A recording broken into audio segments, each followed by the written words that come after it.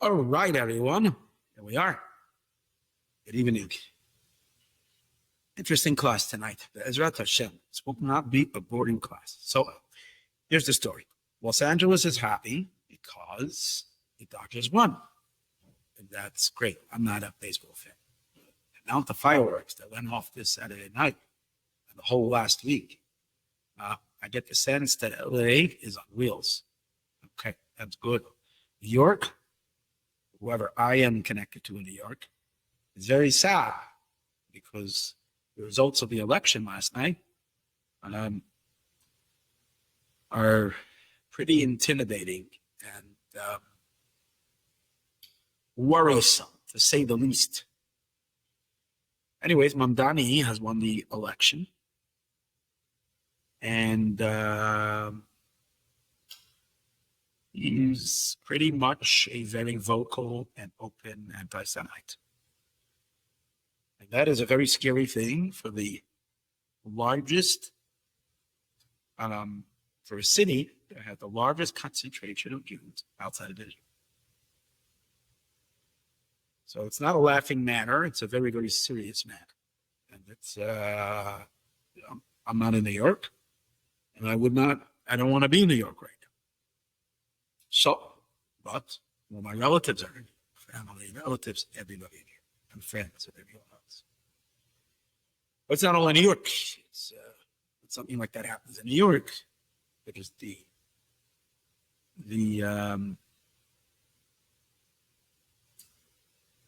economic, or the capital of capitalism, the economic capital of the world, the super city, the city that never sleeps, the Big Apple. When something like that can happen in New York, its ripple effects are felt everywhere. So how are Jews feeling in America? Anybody who's got a half a brain is not feeling good. There are insane Jews who don't see the writing on the wall. It's a problem, right? People can fool themselves as they want, as long as they want. This is not such good news. And I'm not here to depress you. I'm actually here to make you happy. Okay. So what's the spin? What's the holy spin on all this? And how is it that we keep our heads focused and confident and strong and not panic and probably not worry too much, but to know that things are going to be really good? So in general, there is a general rule, and that is the Jewish people always win. And whenever there is a threat for their well-being, whoever it is that threatens them, can maybe splash around, make a little noise, but then they disappear, float away in the annals of history, and they're gone. So this Mamdani and whoever else is supporting him and all these things, we won already. The Jewish people come out triumphant. The Jewish people come out stronger from every threat. Is that a comfort?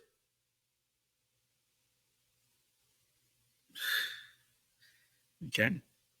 Sometimes it costs us a lot until we see that. And I don't think anybody now was celebrating the fact that a potential big Purim could come our way from Mamdani getting elected. Just like no one would celebrate the news in the Persian times. When I say Persian times, I mean Persian times, back in Persian, and also the Persian times, I mean the newspaper Persian Times, whatever, something like that, the Persian Post, the Persian Gazette, whatever it is, when it reported on the fact that Haman was appointed to be the chief minister in Ahasuerus of the Persian king. Just to know that we are on the winning team is good, but still a little bit. So what can I say to make everyone take a deep breath and say, not only not be worried, but actually, I think what happened last night in New York is actually telling us that we've entered literally, the final stretch. And that the redemption is literally upon us. It's literally upon us. Listen here, I never believed that the redemption would just come without any drama. I mean, there are such statements from tzaddikim that it can just happen while everybody's busy doing their regular things. The shoemaker will be, sitting and banging in the nails on the shoes and so on and so forth. And it will be just an ordinary day, an ordinary afternoon in Mashiach. I don't know. It's hard. It was always hard for me to accept that. But if tzaddikim said, I said, okay. But the truth is, I think both are true. It can be in the most dramatic times, but the actual Mashiach's arrival could be within that. Life will continue as normal. Like the world is not going to stop because Mamdani has now won the election. And then look, not like everybody's going to just stop doing anything. Life is not going to come to a screeching halt. Life will continue.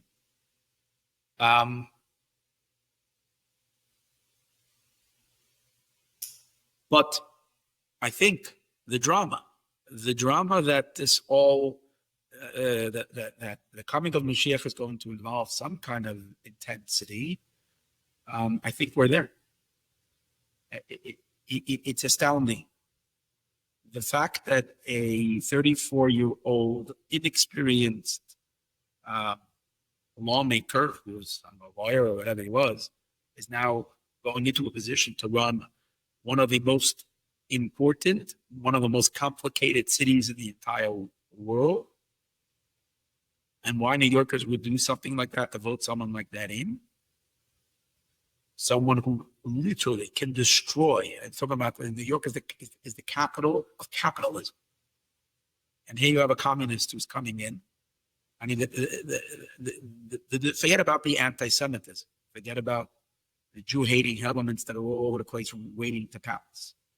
But let's remove that. Just look at the idea of what kind of terrible and complete, I don't know what his ideas are regarding the police, what his idea are regarding law and order. New York has been seeing tremendous and a lot of crime, God forbid, when you tie the hands of the police, when you remove and you allow the criminals go unchecked. New York City can turn in, God forbid, I don't want to say anything, literally like the jungle. It is utterly frightening in terms of crime, in terms of forcing people out of business because of the amount of taxation that are going to go in, and other things, and businesses all running away from New York. And what is that going to do to the New York economy? I mean, I just even begin to imagine what kind of destruction, God forbid, that can.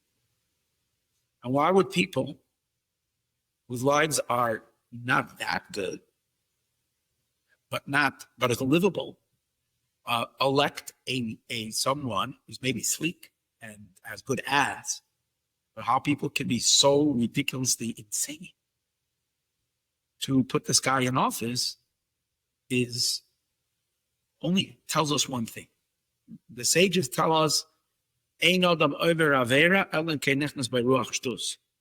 person does not commit a sin unless a spirit of stupidity, foolishness, overcomes them. That means there are moments where the evil inclination can cloud a person's mind completely, that they literally can do absurdities, can do things that are completely harmful to themselves. They can shoot themselves and wound themselves or commit even suicide on some level. And they go ahead and do it deliberately. Why? Because they've been possessed by this force, by the spirit of foolishness that completely fogs their mind. And that applies to an individual human being. And sometimes the spirit of stupidity can overtake an entire society. And that's what happened in New York City. where people go ahead, and these people who voted him in are going to regret it big time. Of what kind of, God should protect. I don't want to predict anything bad, but it's almost inevitable that the city is going to go down the drain with this type of leadership. And many Jews voted for him too. It's like insane. He's against Israel. We all know that anti-Israel, what it really is. It's anti-Semitism, it's anti-Jewish people. No good. And why would people do that? It's literally, they were possessed. But why would God do that? So you're seeing that God generally allows people free choice. God generally allows people to make normal, sane incision. If there is suddenly a moment where God causes the masses to literally be retarded, right?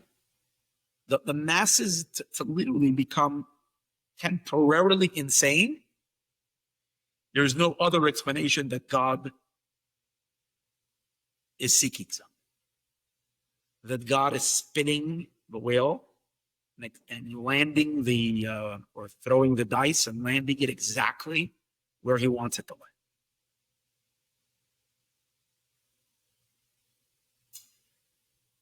Zohar and Mamdani needed to be mayor in New York for the great final moment. That's what I feel. Am I right? I don't know. I'm guessing. But because you're watching something else, which is also insane. You're watching on the far right also something just out of it. It just never happened, and right now it's taking place with the anti-Israel, and which is anti-Jewish. I'll give you a little example.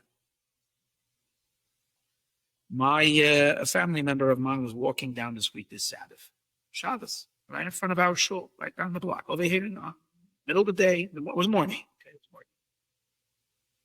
And a car stopped.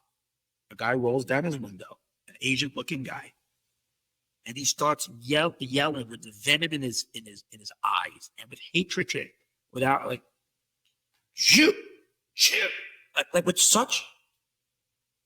I mean, this relative of mine, did not want to engage because the amount of hatred that was coming from this individual was like at a point where, if he was ready to explode, and who knows, could have, pulled a gun or something. That's what was coming out. And that's the temperament on the street. Is if it happened over here, it's one guy. It's a lot of people like that are losing it with Jew hatred. Now, this relative of mine, he wasn't wearing an Israeli pin, what is Israel? He's Jewish. So why is this guy? He's an anti-Israel. Why is he yelling at what's Israeli about it? There's nothing Israeli about this individual. He's wearing a black Hasidic garb, a black hat. What is that Israeli? What does that have to do with Israel's policy? If you're an anti-Zionist, why are you yelling at this person on the street? Did you speak to him and ask him his opinions, if he's a Zionist or not a Zionist? If he supports the state of Israel or not? If he's a Netanyahu supporter or not? And yet, this wrath, it's because there's no anti-Israel, it's anti-Jew. It's Jew hatred. Now, this Jew hatred has been sitting in the consciousness of the world as long as history is, from ancient times. Sages actually point to the moment that it really started when the Jewish people stood at Zion.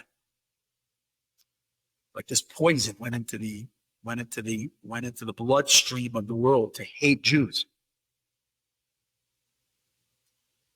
But it surfaces and it it can lay dormant. It can lay dormant. And then there are moments when God snaps its finger for whatever reason. And that anti-Semitism suddenly spirals out of control. And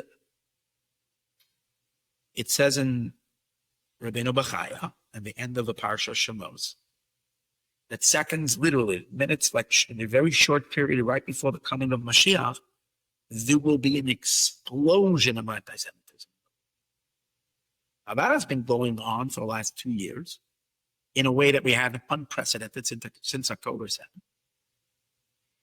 But even more so in the last couple of months, because what's astounding is that generally the anti-Semitism, this anti-thing was coming very strongly from the left, and the right was very supportive of Israel. And of course, there was always the neo-Nazis, there was always the extreme right, but they were seen as a very, very small, dangerous group that were small. I say relatively small. What's happening now is that this is becoming normalized. They're getting voices from mainstream media that are giving them microphones, and they're giving them an ability to bring their message to millions and millions of people whose ears are opening up and they're beginning to accept these. And this is super, super, super, super dangerous. If it wasn't for what I was going to share with you, it is super, super, super, super scary and super dangerous.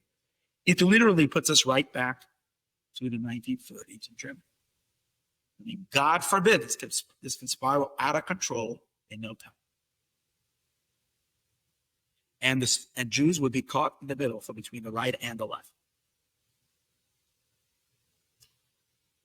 Because I'm talking about people like Tucker Carlson, and the other lady, whatever her name is, I won't mention her name. Insane. Well, she was just a normal Candace Owens, a normal, political commentator, and whatever you call these people. Well, she suddenly went off the deep end with Jew hatred. And this has become the hot topic. And these people have millions of followers. And Nick, whatever his name, Fuentes, or whatever, that was just given to Tucker, took him on. That's the rabid anti-Semite who admires Hitler. So, and now suddenly this extreme, very verbal, openly Jew hater becomes the mayor in the city that has the most Jews in the world. I mean, you couldn't. Who would have ever imagined that even begins to be possible? If not for, clearly, this is happening by the hand of God. What we are watching is God kicking up the dust. Like only God can. Creating a dust storm in front of us. Now, why would God be doing that? I'm not a prophet. So there's two possibilities. Now, this is what I'm trying to direct everybody. In other words, the fact that this is by the hand of God is without a question. Everything's by the hand of God. But sometimes there is things that are kind of expected, things that are normal, things that are within the range of the possible. And of course, you have faith. You know that God is directing every little thing, even the movement of a little leaf. Even as natural as that, God is directly involved. Fine. But it's working from within the system. What's called miraculous. A miracle is when something utterly unexpected and abnormal happens. But usually when we speak about a miracle, we're talking about a miracle for good. This seems to be a super, super, super bad miracle. And that's what I'm saying. It seems to be just definitely without God interfering and making the majority of New York City voters absolutely retarded. And causing the mainstream right of America to suddenly out of nowhere. No one could see this. I mean, happening just I don't know how long. It's been brewing for the last year, but it became so open and so grotesque just recently. Is like, what's going on here?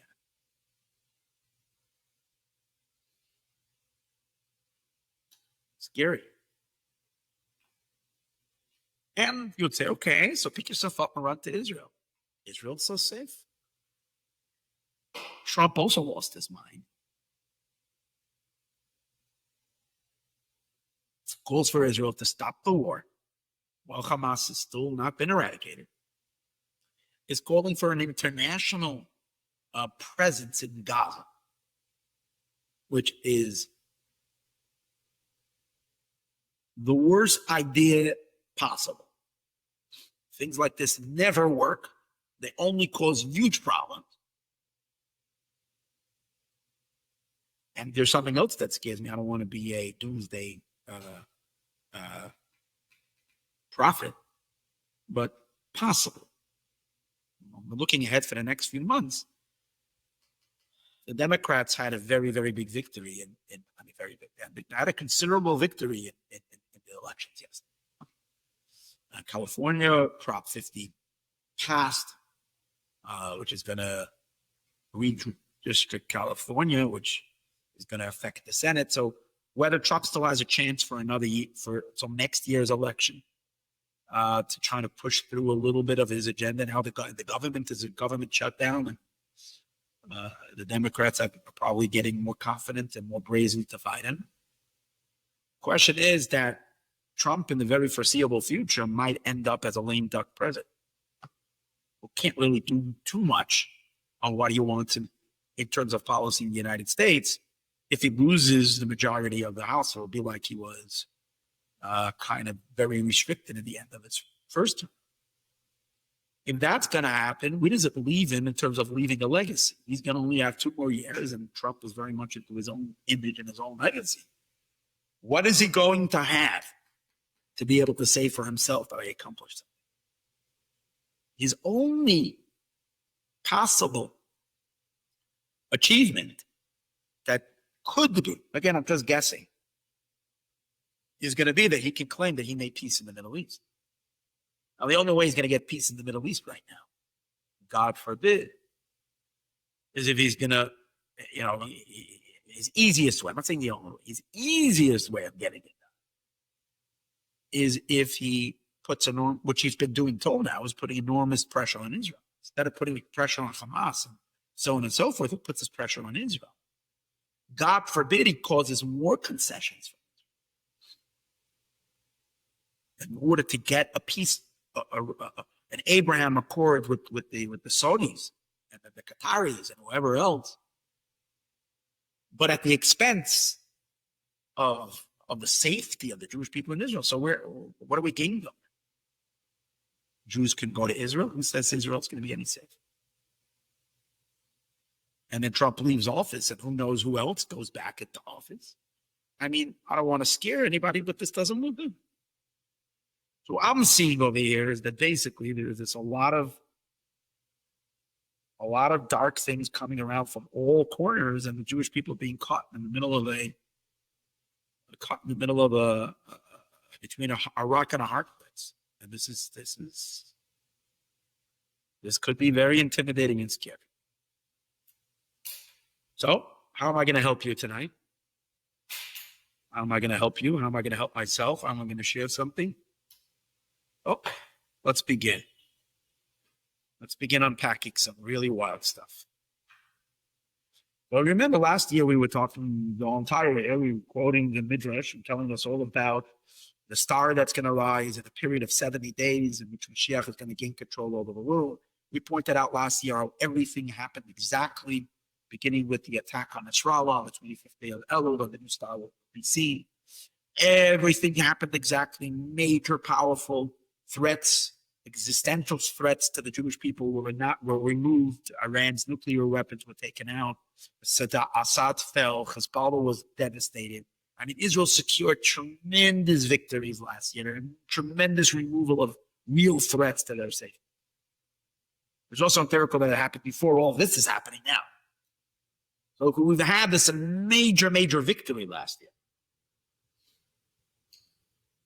Literally, word for word. And then the Zohar says, a new king will rise from the world, and others will try to fight him, and then he will get control, which very, very much seemed to be depicting last year's election, the 2024 election, when Donald Trump won the election, where it describes a person whose spirit is going to be arrogant over all the kings of the world.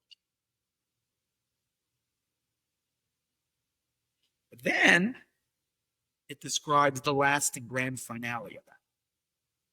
It speaks about an earthquake, which we discussed, or the earth shattering, which we discussed as a political earthquake next to the temple, Migdash, and we discussed that that's Damascus. Damascus is Damascus. The entire fall of Syria, Assad. And it says in the Zohar that from that moment onward, and I brought to you last year also a Midrashic source from Shem Yochai, which is clearly that when the ruler of Damascus will fall, you will know that Moshiach is here. And it's consistent with the Zohar over here, who says from that earthquake and onward, a branch or a bird will emerge from that cave beneath the temple, and to him kingship will be given. And to him all the holy ones will gather. So the Zohar has some kind of a image of it. And we discussed that all happened in the past year. Now it seems like we're going backwards with this Mamdani win, with all this sudden rise in anti-Semitism. So let me read to you the state of the Zohar. All right, when you read it inside, from that cave, this is after all these events that we discussed happened last year. Either a bird or a ruler that will rule over the whole world. The kingdom will be given. The Kaddish and El and the supernal holy ones will gather to him. That's how Mashiach will be revealed in the world. And to him kingship will be given. And the people of the world, at the time when he will be revealed, in the time when this Mashiach will be revealed, will find themselves in trouble after trouble. Sad. In other words, it's going to be bad news and then bad. And this is the line I want.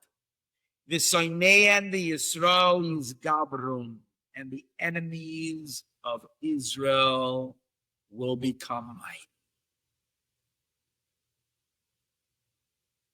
This is the grand finale. The enemies of the Jewish people will become strong. Today, so that sets the tone. Yitar rucha de Mashiach alayhu, and then the spirit of Mashiach will be awakened upon them. There's got to be a confrontation. There's got to be someone who's going to challenge Mashiach. We have to have a Pharaoh that Moshe can come to and pick up a stick and say, let the Jews out, or else you're going to get boiled upside your body. There's got to be somebody. Now, again, does Mashiach have to be he? But, seems like that's what we're heading to. That there are being put into position major forces against the Jewish people for Mashiach to take on these forces. For him to reveal God through the defeat of all these Jew haters. And that's what it says over here. The Yeshet say le'edom chayava, and Mashiach will destroy the wicked elements of Edom. The Chol Ara de Seir, and the lands of Seir, Yoikid Benuna is going to burn in a fire, whatever that means. Doesn't have to be fire. Literally, I don't know. Yeah? But I like the next line. I'm skipping a little. And in that time, Yakum Kutshipirichu the Messiah Da'ate. Hashem at that time is going to wake up and bring them up, the dead of his people. Which means we're going to watch the resurrection take place. Those of you who have been following the class have been hearing, and I mentioned many times that this year, according to another Zohar, is the beginning of the era of resurrection. Because the period of resurrection is a 210-year period, or a 214-year period. If it's 210, it starts in 4 years from now, in 2030. We're talking about 210. We're talking about 210 years before the year 6000. So the year 6000 comes out to be in the year 2240. So 210 years before that is 2140, 2040, and 10 years before that is 2150. So 210 is by the year 2050. There's an opinion that happens, Rabbi Yitzchak, that it's before that, it's 214, which puts it in this year, which is the year 2026, or the Hebrew year 5786. Now, so the Zohar, when it describes this situation, there's going to be enormous friction, and the enemies of Israel are going to be so strong. The Jewish people are going to be not in a good state. And in the midst of this, Mashiach will appear, and there's going to be a resurrection. But hold it, don't you learn that the resurrection is happening 40 years after the gathering of the exile? So we discussed in the earlier classes, it must be, and we're not talking about the actual resurrection for everyone. We're talking about the early resurrection. In other words, the grand entrance of Mashiach in the world is very possible. To me, it's not just very possible, to me, it's absolutely so. Will involve a resurrection of an individual. And not just one individual, but I think he will come back with quite a few helpers. The greatest tzaddikim will come along with Mashiach. Now, if you remember in a class earlier, this is what puts Mamdani right in the center of all this, which is really cool. Because the Zohar brings, in the name of Rabbi Yitzchak, this is the Zohar of Parshas Toldot, when it says 214 years, it gives a proof. What's the proof? It says V'yerd miyam al yam, that he will rule. It says regarding Mashiach, V'yerd miyakov, that a ruler from Jacob will rise, a major ruler, a dominating power. Ve'hevid sarid me'ir, and he will remove the remaining surviving governments from the city. So let's analyze this and watch this. This is unbelievable. V'yerd miyakov, a ruler will rise from Jacob. So the Zohar, how do we know 214 years? The Zohar looks at the word yerd. Yerd, it's a verse in the end of the Torah portion of Balak in Numbers. I don't remember which chapter it is. The Yerd, Miyakov, Yerd is Yud Reish Dalet, which equals 214. The question I asked in an earlier class doesn't say anything about resurrection. It says a ruler will get up from Jacob. So what does that have to do with resurrection? Mashiach's coming happens 40 years before the resurrection. The Zohar itself says it in that Zohar over there. So what does it say? Or is it bringing the verse? All it says in the word is that a ruler from Jacob will come forth. So and the word v'yer, which means a ruler, at the same time, the Zohar takes that word to say that it means there's going to be resurrection. 214. So my thought, again, maybe I'm right, maybe I'm wrong, is no, because the Zohar knew that Mashiach himself is going to be also because it says Mashiach will be revealed, and we're learning about that much more today. Mashiach will be revealed, he will be concealed, and we revealed it.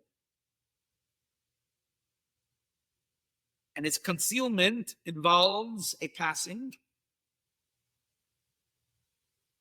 and his revelation involves a resurrection.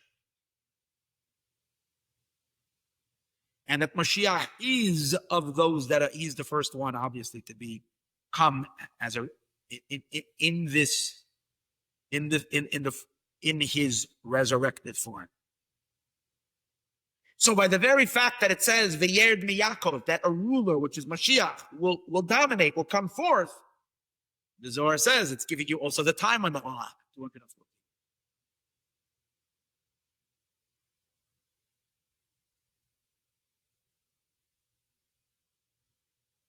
If I'm right, now I'm not going to go into this whole discussion about how much is Mashiach, what's the proof that Mashiach can be from those that are resurrected, and on all of that. That's not for this class. I'm not going there. I've spoken about it quite extensively, and we spoke about it. It's not for now. But what's interesting to me is it said immediately after that, he will remove the heaven. He will destroy Sarid, the survivors, Meir from the city. Which city? So when you look at Rashi over there, Rashi says, from the most important city of Rome, Meir Chashuva Sheberoini, the Roman most important city. There will be a ruler in that city, and he's going to dethrone that ruler. So 2 months ago, I'm talking about this, and my guess was Mamdani is going to win, and Mashiach is going to take him down. I mean, I didn't have to be too of a great prophet to tell you that Mamdani is going to win. He was already winning in all the polls back then. It was, no one wanted to believe it. Not anybody Jewish didn't want to. But we didn't want to deal with something as dark as this.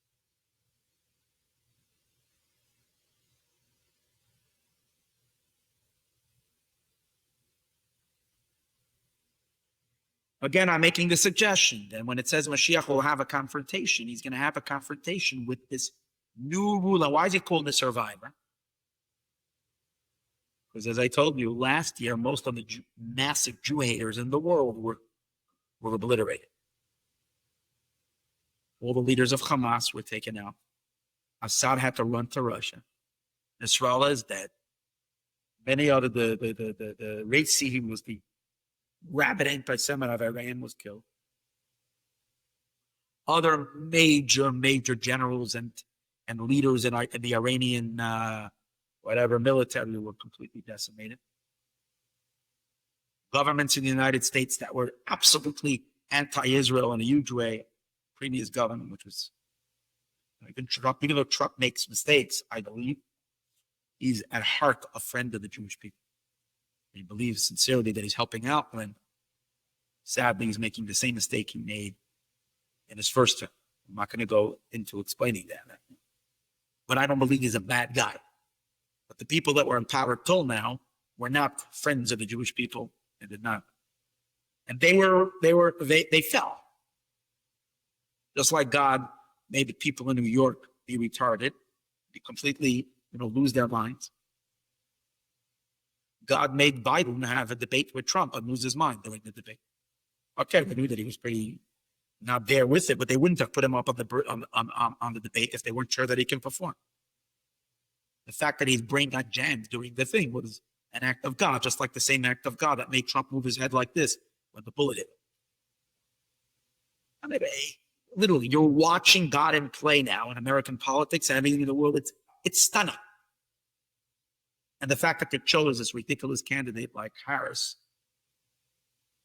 who can get 3 sentences out of her mouth that make sense. It was all God making and setting this all up.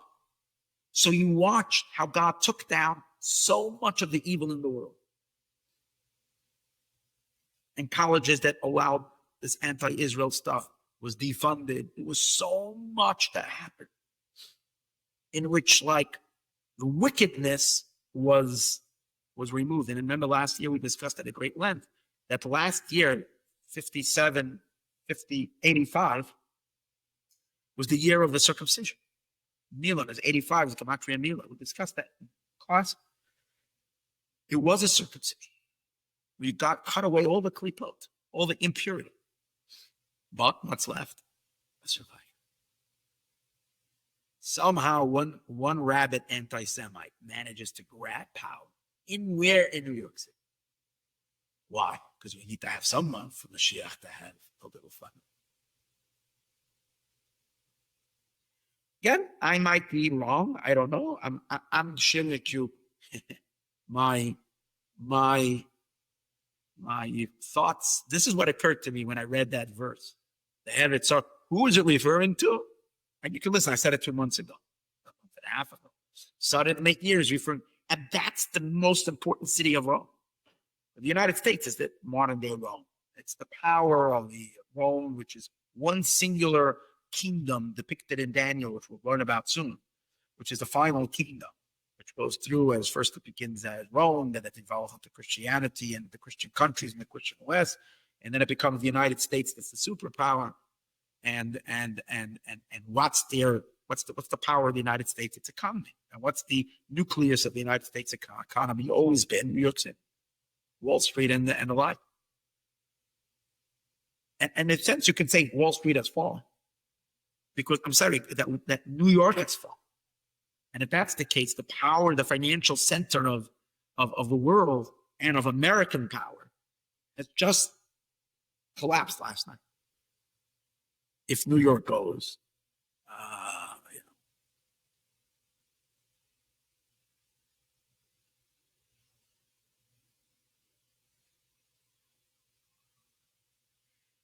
But most important is Moshiach hangs out in the city of Rome, as we discussed.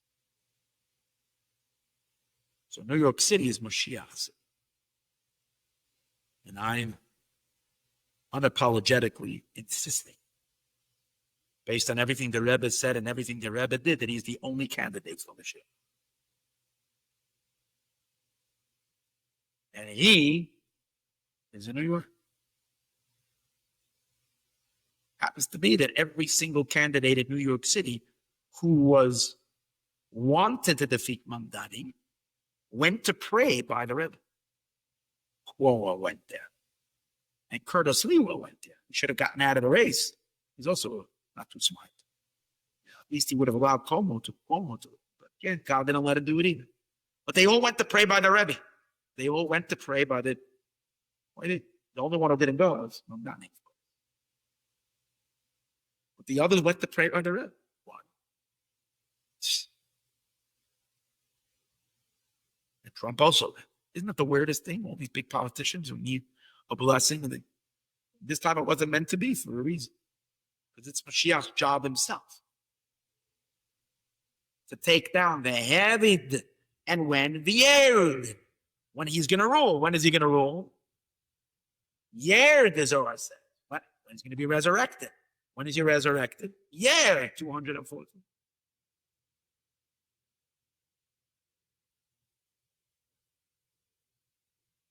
So what we watched yesterday might be watching the grand show. You know, when you're watching a UFC fight? I wish I was to say that I'm so holy that I never saw a UFC fight. But I did see.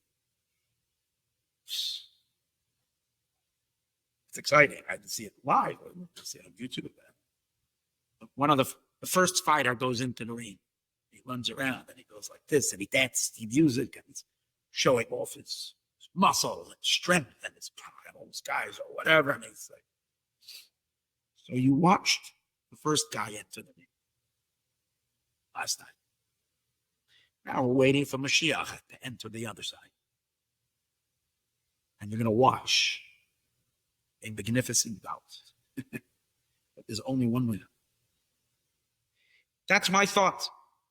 Again, I might be proven wrong, and I wish I'm proven wrong because I would rather not have the drama. But I think we're up for some pretty interesting days ahead of us.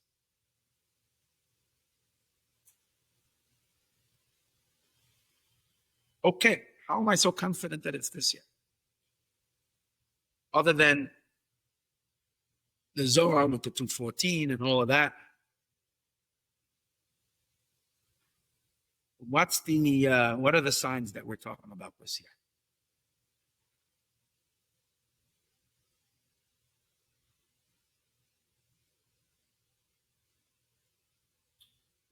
I want to bring you to something that I kept away from for the last couple of years, because when I heard about this from a different rabbi who started speaking about this about 5 years ago, and he made these predictions very publicly, and he's very, very well spoken, and he has incredible, extensive knowledge on this particular subject.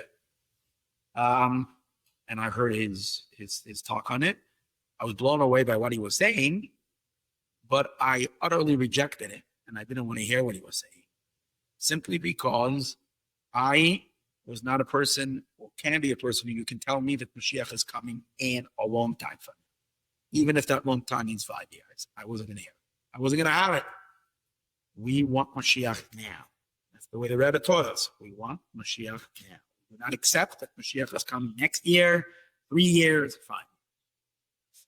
This particular rabbi was also a Chabad Chassid. However, got on YouTube and he gave 2 or 3 classes in which he claimed that he cracked the end time prophecy code.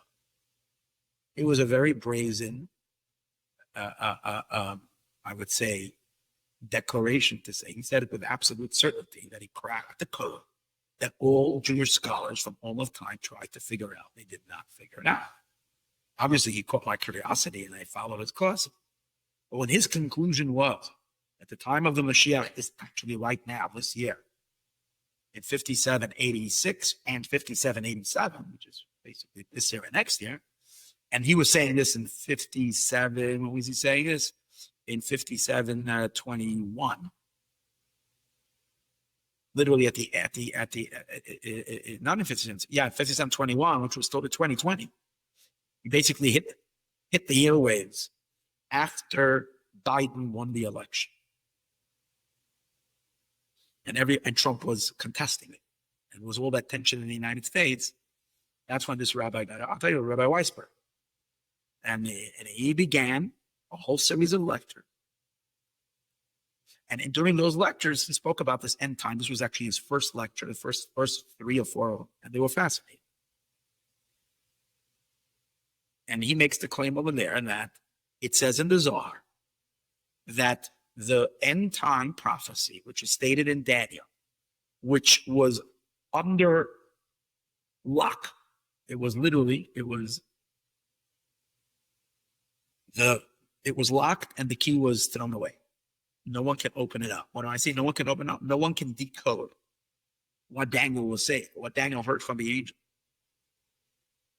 The angel basically comes to Daniel and gives him a very precise date of when the exile will end and the Mashiach will come.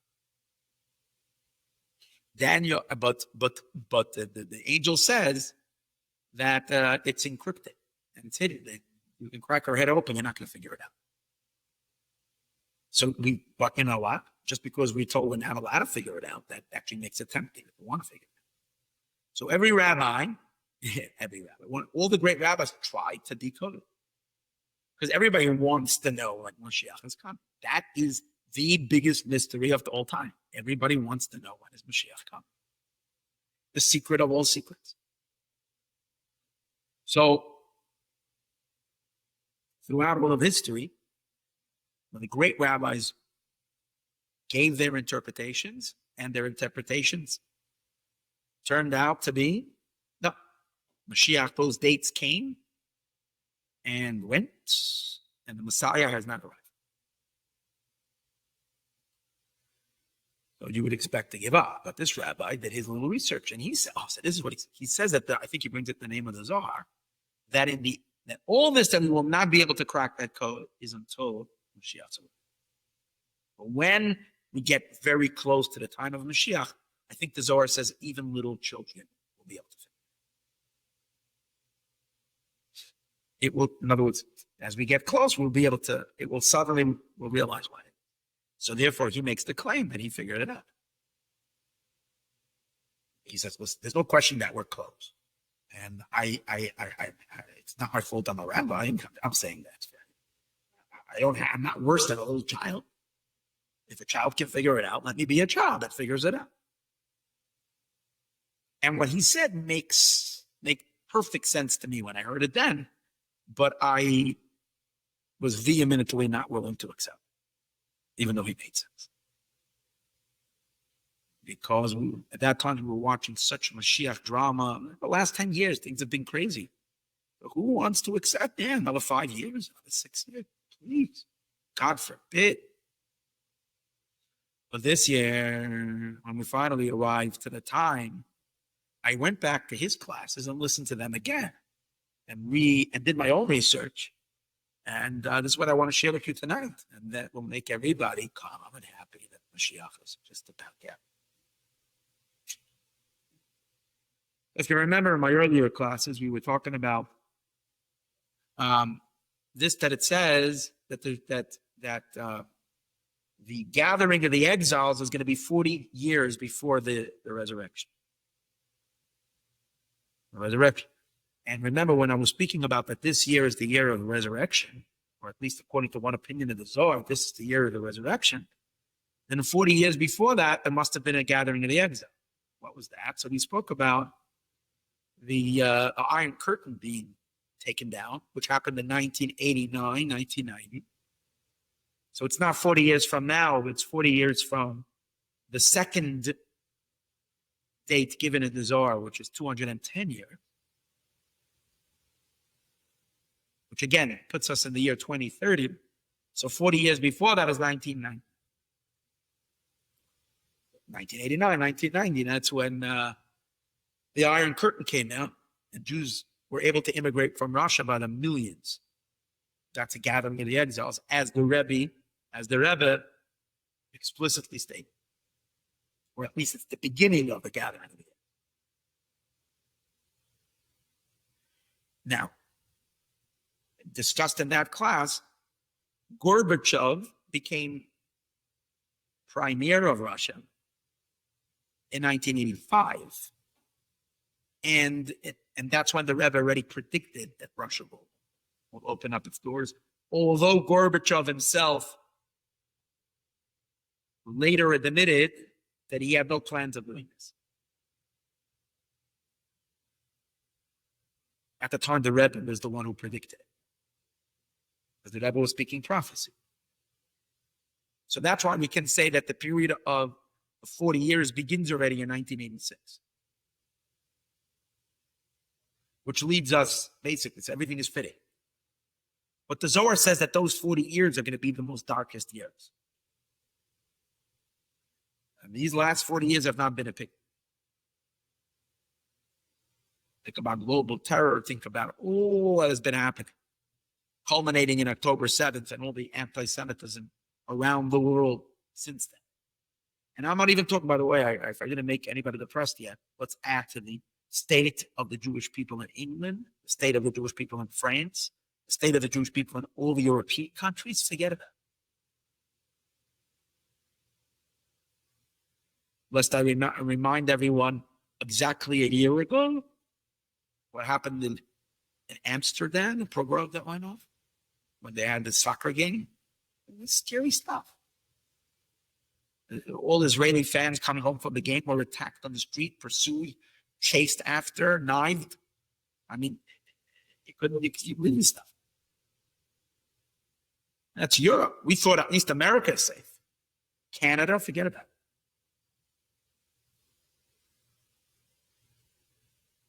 So this is a very bit of dark 40 years. But what I'm saying is that we've arrived to the end of it. So it's a little intense now for a few minutes. And Hashem should protect every single Jew across the world. But at least when we understand what this is and where it's leading to, we can take a breath and just daven to Hashem that no one should be hurt. It's all the fear, that the drama of the fear itself, what could happen, that should be more than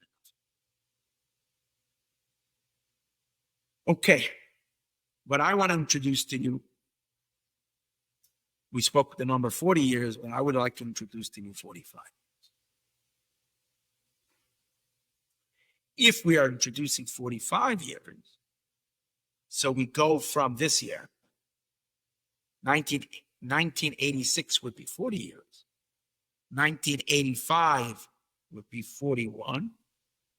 84 would be 42. 83 would be 43. And 82 would be 44. 81, 82. The very important number over here is going to be 1982. Something happened in 1982 that is huge.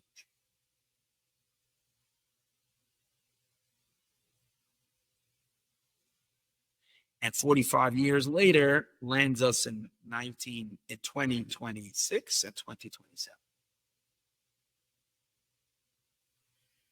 And let's take the book of Daniel and do a little bit of a little thing here. Daniel is shown a vision in chapter 7 of the book of Daniel. And then in chapter 12, there's again a discussion on the same thing. Daniel is basically shown the vision of the four beasts, basically, which depict the four exiles of the Jewish people. It gives a kind of gives him a tour. The prophecies that he's shown is showing him the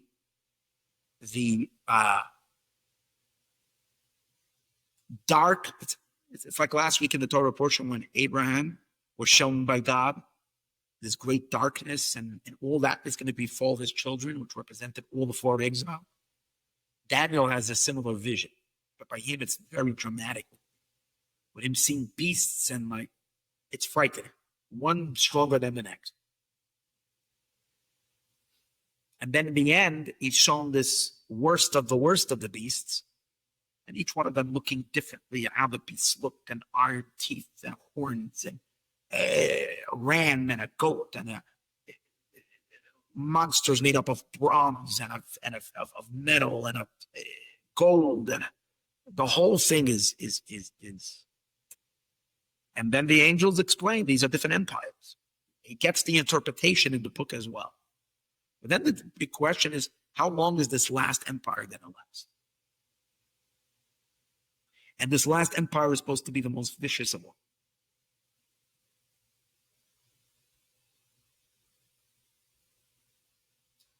So, I'll read to you from Daniel chapter 7, verse 25. I'm reading to you from the English. This is in the Steinsaltz translation. That this last king, meaning the empire, he will speak words against the Most High, which is God, and will demolish the holy of the Most High. He will destroy the temple. He will think of changing the holy and commemorative times. He will change or eliminate their observances and will do away with the law. And they, the Holy One, will be delivered into his hands until a time and a time and a half a time will have passed. That's it. You want to know how long he will be king? Here's the teaser.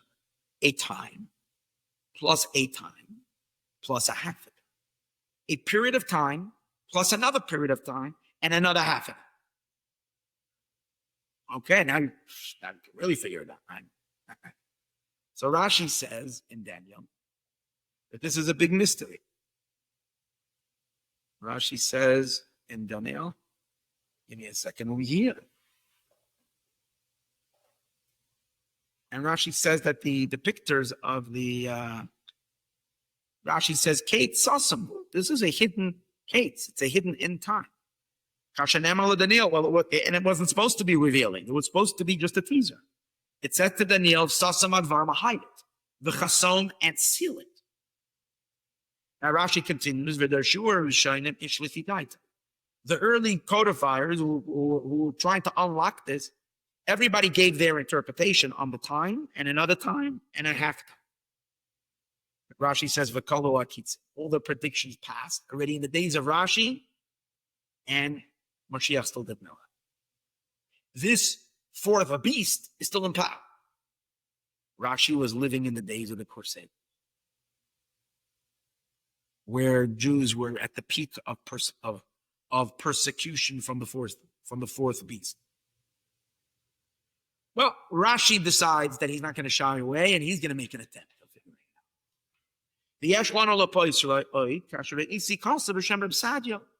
out. Rashi said, well, I saw what? Rashi's obviously going to look for an interpretation of the end time.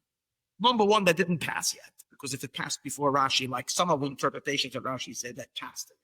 Rashi doesn't want that interpretation, because that would be very depressing. That the end time passed and there was no redemption.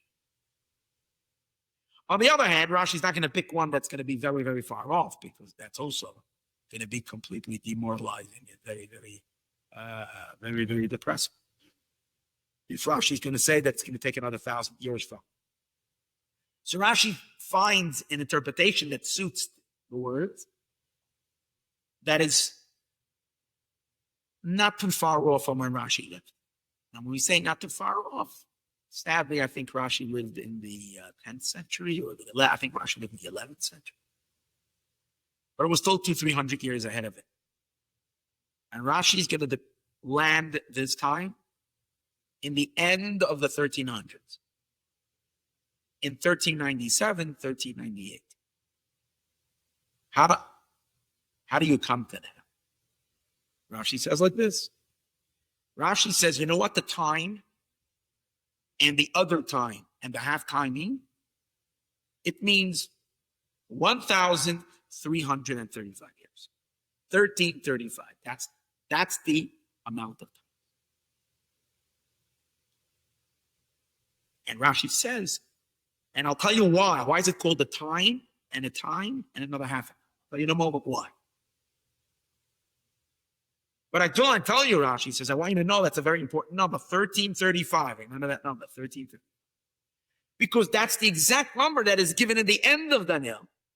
It says, fortunate are those who wait to the 1335 years. Now, most people who read the 1335, until Rashi didn't put it together, that's what it says over here, a time and a half a time actually equals 1335. If you know how to count a time and a half a time, it's 1335. But that's the 1335. So Rashi kind of takes these two verses based on Prophetic Keitz, there's actually 150, 200 before Rashi, and merges them together, and he says the time and the half time with what it says in the end of the book of Daniel, 1335. So let's stop for a moment. What does it mean then? First of all, how does a time and a half time equal 1335? So Rashi comes up with this interpretation. The time and the half time, the time and the time are the good days that Israel had. Which time? The good days. What were the good days? The day we left Egypt, that's when the good days began. Now, the first period of that time, the first time, is from the day we left Egypt until the first temple was built. Why not continue into the first temple? Because that's not just a time, that's even a better time. The temple is actually standing in Jerusalem. So the first period is from the time the Jews left Egypt until the temple was built. And Rashi says that was 480 years. 40 years they wandered in the desert, and then the temple was built 440 years after they came in. So together it's 40. That's the time. What's the next time? The time that the first temple stood. The first temple stood for 410. So 440 plus 410 gives you 850 years.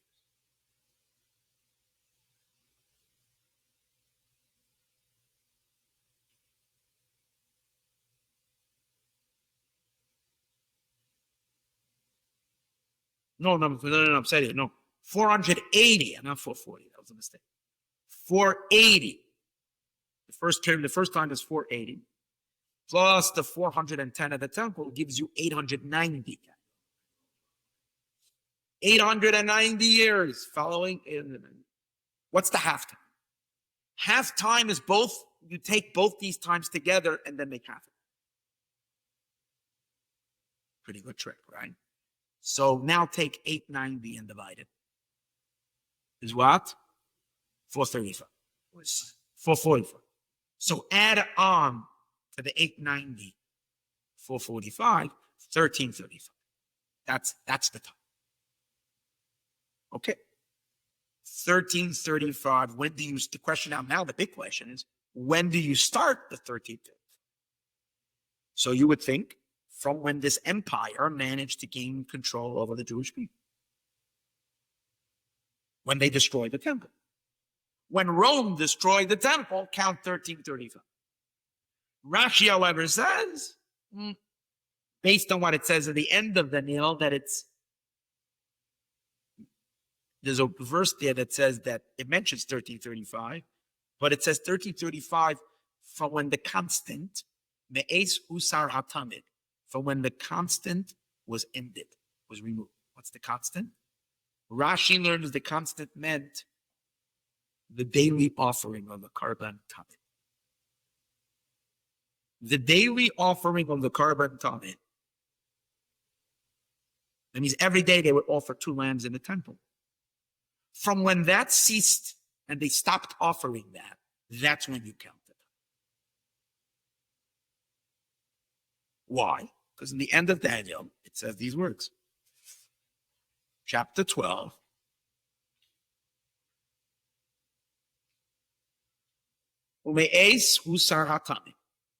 And from the time the constant was removed. Velases shikut shane. An abominable, as you translate it over here. Let me give you, because I don't have the fancy words for it. Let me give you the fancy words. Here we go. From the time of the abolishing of the continuum. Tanakh means the continuum, which is, as he says, daily burnt up. And the setting of a desolating, detestable thing. Instead, in its place of the Talmud, a setting of a desolating, detestable thing. How much time will pass? There will be 1,290 and 90. Basically 1290. And didn't we just say 1335? No, gives a different number. Because it's trying to confuse you. It's telling you 1290. 1,290 years. However, the next verse says, happy is the one who waits and reaches 1,335 years. So it tells you like this. The time that will elapse will be 1290, but happy are those who waited out to 1335. From when?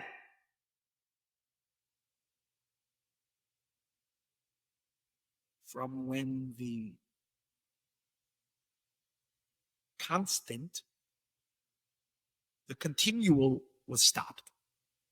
So Rashi says, back to our Rashi over here. Rashi says,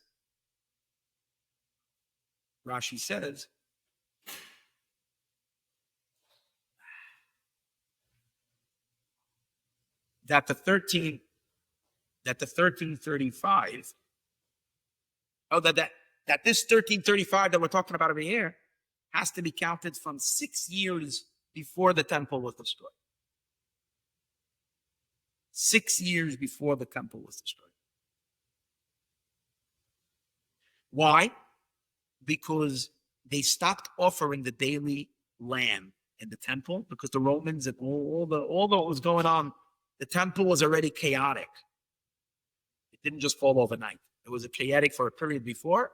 Rashi says it was 6. I don't know how Rashi knew that exactly. 6 years before. I'll tell you how Rashi knows it. He brings it actually in here. From where we know. So how do we have the how do we have oh, hold on. So Rashi says here, sorry, let's go back over here.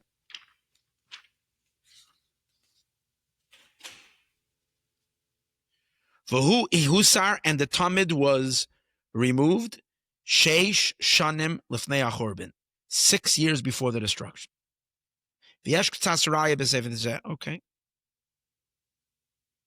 Anyways,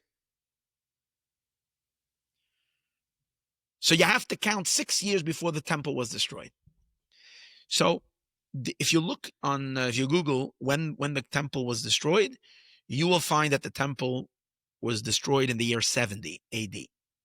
That means in our modern day count of years, the Holy Temple in Jerusalem was destroyed in the year 70. I know the Alter Rebbe says that the temple was destroyed in the year 68. So I'm going to use that count. I'm going to count from 68, not 70. If we count from the year 68 and we count 1335, we have to go back 6 years before that. Because again, we're trying to figure out what the 1335 years are, according to Rashi's interpretation. It's 1335 minus, the year 68 minus 6 is the year 62. So from the year 62 AD, you count 1335, you land in the year 1397. So on the year, according to Rashi, the year 1397 would have been the year of the redemption. Now Rashi lived in the year, I think, somewhere in the 900s or 1000. I'm not exactly sure when Rashi lived. So Rashi was predicting a redemption 200 years ahead of him, or 300 years ahead of him. Still staring down a long, dark exile. Especially when you lived in those days, to think that the redemption is only in another 300 years must have been very painful for Rashi. But that was his prediction. But 1397 came, and 1497 came, and 1597 came, and 1697 came, and 1797, and 1897, and 1997, and a lot of tears, and a lot of bloodshed, and a lot of Jewish blood flowing in the world, and darkness, and difficulties, and Mashiach still hasn't arrived. So, is there a different interpretation for what this could mean? So again, this is just one Rashi. There are other commentators who give their decodifications of it. What does it mean? A time and another time and a half a time. But again, one thing is for sure, the numbers 1290 and the numbers 1335 is stated explicitly, but that's not stated as explicitly that that's the time that this empire will rule until it will fall and the Beis Hamikdash will be restored. It says you have to kind of put together the pieces in the end of Daniel with what it says in chapter 7. Rashi does that really well. He picks the same numbers. He shows you how a time and a half a time is the same number that it mentions in the end. But Rashi's choosing to the start time to start it at 6 years before the destruction of the temple. So here is where Rabbi Weisberg, that I listened to, offered his interpretation, and he said that he was willing to go to bat for that's the correct one. He said that maybe we're talking about something else. It says the removal of the constant and when they placed a abomination, a detestable abomination on its place. So Rashi doesn't say, what does it mean they placed something on its place? Rashi just says they removed the carbon tum and didn't place anything on its place. But other commentators said that right after the temple was destroyed, so there was about a 50-year period later when we had the uprising of the Jewish people against the Roman to try to overthrow the Romans and rebuild the temple. And that was during the reign of Hadrian. And Emperor Hadrian came and he decimated the Jewish people after he finally crushed their rebellion, their Bar Kokhba uprising. And what he did was he came to the Holy Temple in Jerusalem after it was already destroyed 50 years earlier. And in order that Jews should never come back there or think they'll ever get it again, he built a temple for, I think, Jupiter. A temple of idol worship, a pagan temple on that spot. And he changed the name of Jerusalem as Palestina.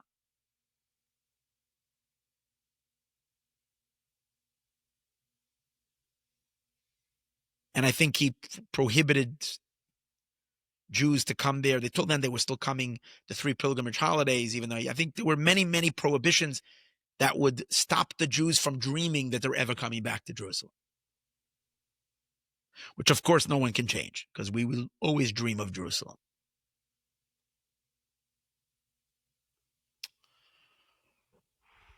That's how many commentators say. It's referring to Hadrian's position. So according to that, you're not going to count from when Rashi counted, as we, again, beginning of the year 62, maybe 50 years later when they put that temple. But according to Rabbi Weisberg's interpretation, which he feels that he cracked open the end time prophecy, you don't start this 1290 till many years later. Fast forward many years later. Because we have to think about which thing was placed on the Temple Mount. That was an abomination. But before we go there, let's first touch upon one more thing. What's with this number of 1290 and then 1335? In the first verse, it says 1290, and the next verse, it says 1335. What's the difference between the two? 45 years. Remember I said 45 years is very important. So Rashi asks, it makes no difference when we start. Let's first try to figure out the discrepancy of 1290, 1335. Which one is it? So Rashi says very simple, Mashiach comes twice. That means Mashiach will appear, he will say hello, he will wave, then he will go into concealment, and then he will reappear 45 years later. And that's the difference of at the end of 1290, hello, I'm here. He will skip town for 45 years, and then he will return. That's why it mentions 1290. And in those 45 years, many of those who believed in him will give up on him.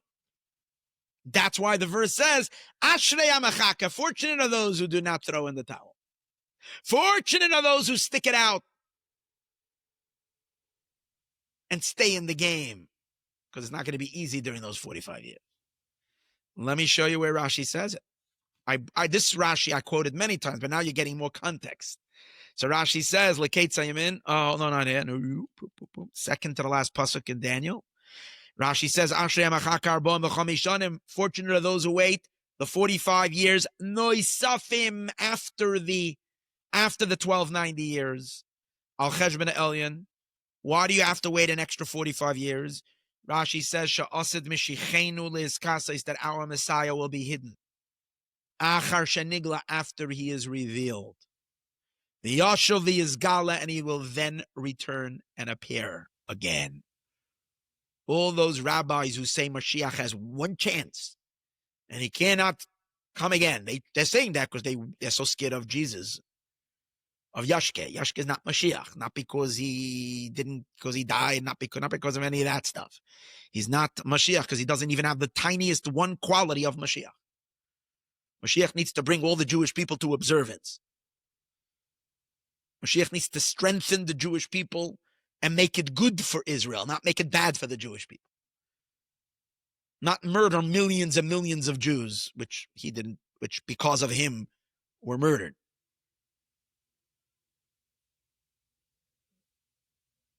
Not create a new religion.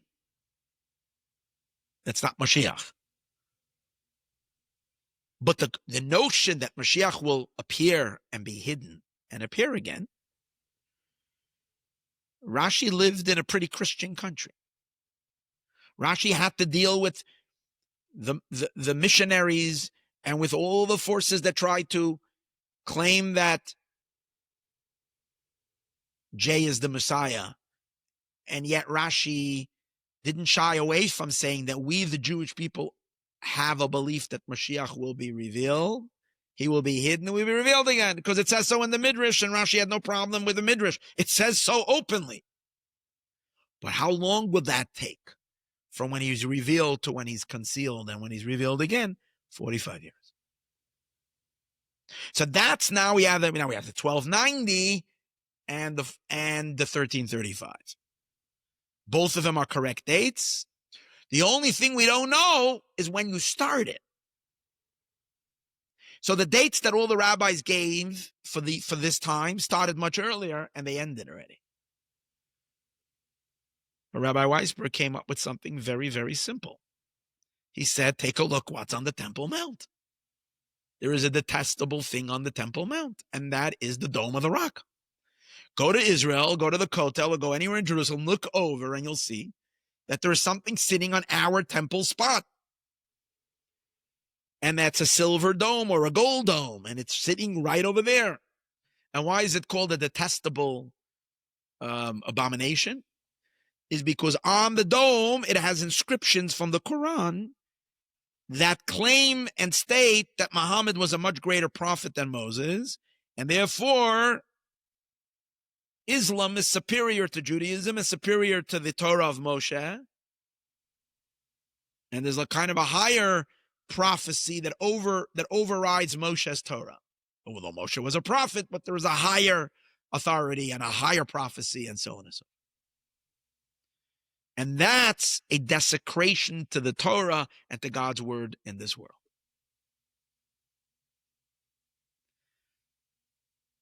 So let's find out when the Dome of the Rock was built.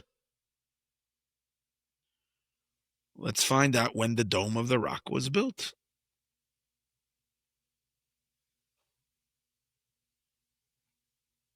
Year the Dome of the Rock was built. AI. The Dome of the Rock was built between 685 and 691 or 692, with its completion date established as 691, 692. Okay. So take out your calculator, and we do 692 plus 1290, and that lands us in 1982. Or 1981, if you say it was 691. You know what? I like that even better in a certain way, because that puts...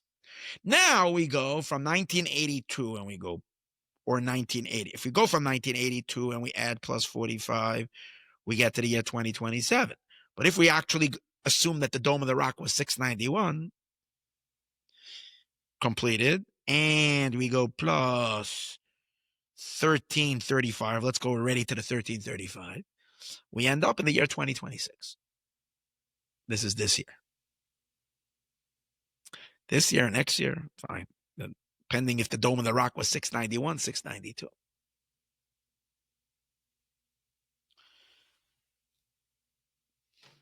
That means we're actually at the end day now. So, should it not shock us that Mamdani won the election?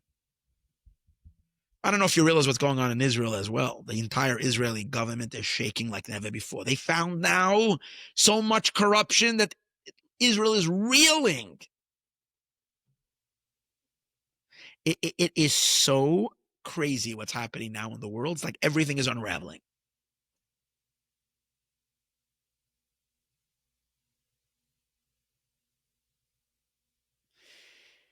Okay. Rabbi Weisberg says he's certain that this is the date based on his, and he goes through and he does a really good job on this. Should we just take him for his word, or perhaps maybe we should see if we have any indication to like lend in to make it stronger? So Rabbi Weisberg himself gives some powerful things. And he says that the Lubavitcher Rebbe's behavior became very interesting in 1981 and 1992. 1982. In what sense? In 1982, it started in 1981 actually, the Rebbe suddenly, out of nowhere, frantically called for the writings for the unity of the Jewish people. We need to do things to hold the Jewish people together. And we have to create a real, true unity of all Jews. How can we do that? And the Rebbe came up with an incredible idea. All Jews, the entire Jewish people, to write a Torah together. Everybody should have a letter in the Sefer Torah, and the Torah will unify the Jewish people. And the Rebbe in 1981 began with the children. He called that every Jewish child the parents should buy a letter for their children in a Torah scroll. Special Torah scrolls were written. There's 300,000 and something letters. I don't remember the numbers of letters there are in a Torah. In order to get everybody inscribed, you'll have to write quite a few Torahs. But the Rebbe was pushing this in 1981 like crazy, as if this was an emergency. You gotta write. Everybody's got a letter in the Torah. Get everybody inscribed. By the way, in 1981, that's when the Rebbe started singing, "We Want Mashiach Now." That was also a shock, the whole world. What do you mean, we want Mashiach now? The Rebbe was, we want Mashiach now. Why suddenly? What'd you get, what happened now?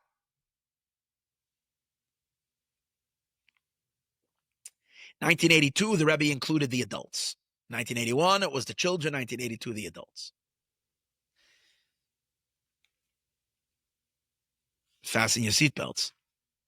In the book of Daniel, right before, in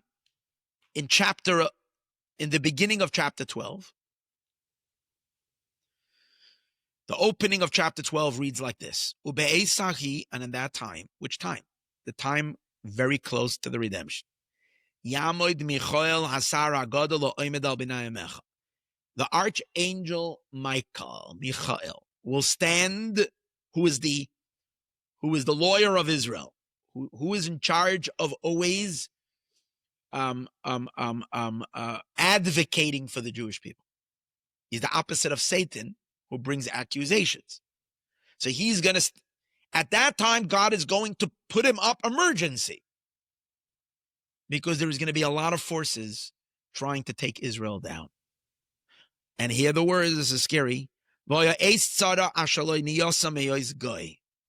will be a time of trouble that never was from when the Jewish people became a nation. Ada Esahi, until that time. Ube Esahi, and in that time, Yemolet Amcha, your nation will escape. Who? Kol Nimtza Kosov Basefer. Whoever is found to be written in the book. Which book? You want to make sure you get your name in that book, because only those who will be written in the book will be saved. It's going to be a time of trouble for Israel like there is never, ever in all of history, and we've had some pretty bad times. And you got to get yourself in the book. Which book is this?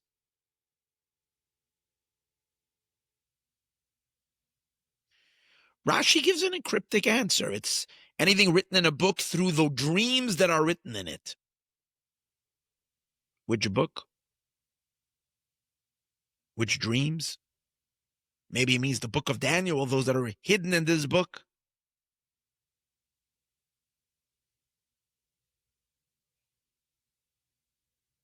The Metzude says there's a special book that God has, a Sefer Zikaron. You have to be written into that book.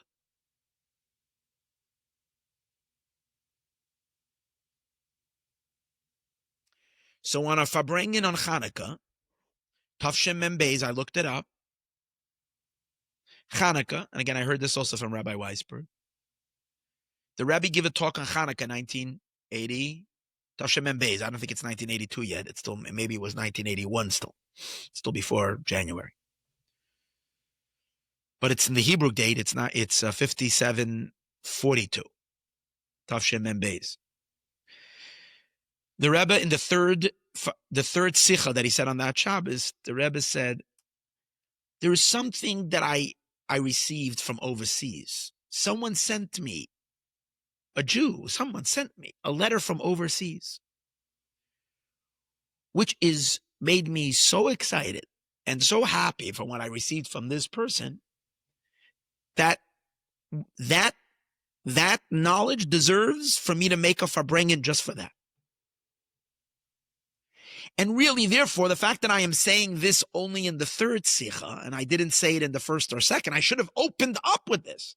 The Rebbe first spoke about Hanukkah, and then I think the first two talks were about Hanukkah, maybe about the Parsha. And then he speaks about this thing that he's going to say. The Rebbe said, this is so great, you're actually wondering why I'm leaving it for the third sicha. You see clearly from the Rebbe that when he gives a talk, the order is very, very important to pay attention to. He's saying things that are really, really important. I'll say it right at the beginning because it's like. But the Rebbe says, it doesn't make a difference I'm saying it in the third sicha because no one is paying attention anyways. He says, because those that are sleeping, and those that are not sleeping, but they're sleeping with their eyes open. It was like very interesting words the Rebbe says over there. And I think what the Rebbe is basically meaning, no one is really paying attention to the godly things that are taking place in front of your eyes right now. And the Rebbe says, what did he hear from overseas that got him so excited? The Rebbe says, someone sent me that perhaps that it says in Daniel, that anybody that's written in the Sefer will be saved. It's referring to the Sefer Torah that the Rebbe is commissioning to be writ for the Jewish people. And the Rebbe said, wow, that is worthy of a farbrengen. Basically, the Rebbe said, finally, someone is catching on to what's going on. The Rebbe says, you're all walking around like zombies. You're not even paying attention to what's going on. But someone is actually, and the Rebbe is almost like blaming it. Oh, yeah, that's so good. To me, it's clear that the Rebbe's initial intention was because in Sefer Daniel, it says, everybody that will be saved will be written in the book. Rebbe was just giving us a little glimpse that he's asking us. And as I mentioned, the Rebbe was so adamant that one time before Shavuos, the Rebbe said that every Chabad Shliach should stop whatever they're doing and spend the next 48 hours, something like that, or 24 hours after reaching as many children that they can in their communities, far and wide, find every Jewish child and have them pay $1 to buy a letter in the Torah. And I want to hear from every single one of my Chassidim how many kids you inscribed. I want to see letters from everybody. Basically, the Rebbe pulled all the stops or whatever you call it to get this to happen. It was like burning in him. Why? Why 1982? Because that 45-year period starts in 1982. 81, 82. In other words, the window of the coming of Mashiach is that window of 45 years.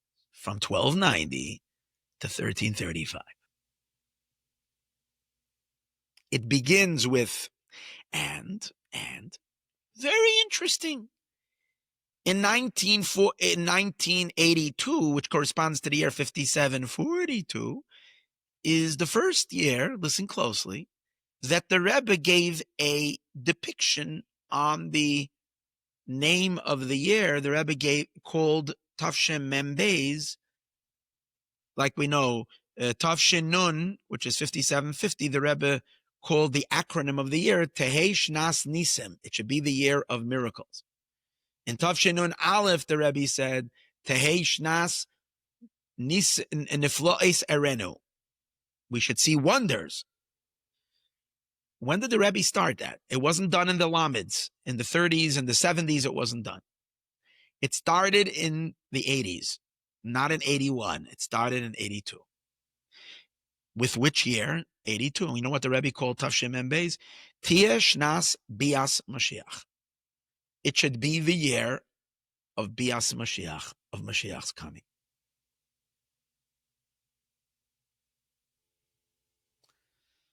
And the Rebbe continued afterwards. Tia Shnas Geulas Mashiach, or Tia Shnas. The next year was Tia Shnas Gilui Mashiach, that Mashiach should be revealed. And the next year was Tia Shnas Dibur Mashiach, that Mashiach is talking. And so the Rebbe was running with Mashiach from that day on. Why? Why in 1982? What's going on? What's going on suddenly? Now, most of us are not paying attention. But now we can retroactively start looking back and saying, hey,